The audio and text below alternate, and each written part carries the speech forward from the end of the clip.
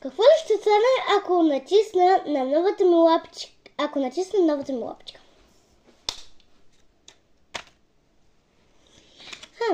Каква е тази паричка?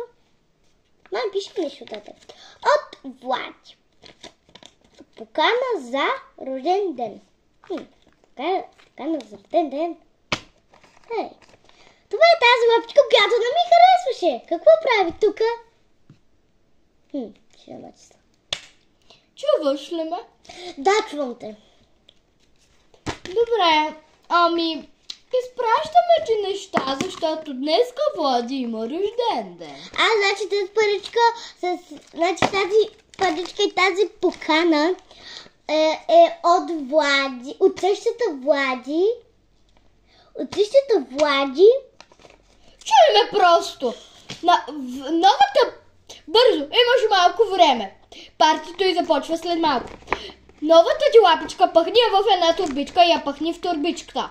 Не тази розовата лапичка. Имам камери, мога да те видя какво правиш. Новата лапичка я пъхни в турбичка и я пахни вътре в другата турба. Ако обичаш я хвърли към твоя ляво. Аз ще ти оправя турбата и пак ще я получиш. Не тази, сега пак ще си получиш тая. От небето съм аз, не тая лапичка, имам камери върху теб. Онази подаръчна турба, бързо!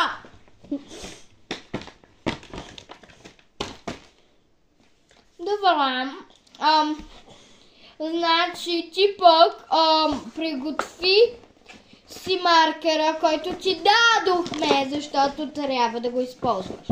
И когато ти върна турбата, запиши ЧРД Влади.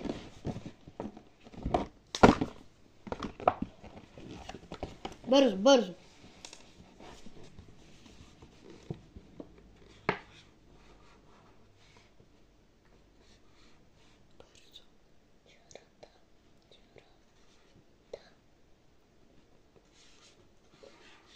В напиши вместо Влади.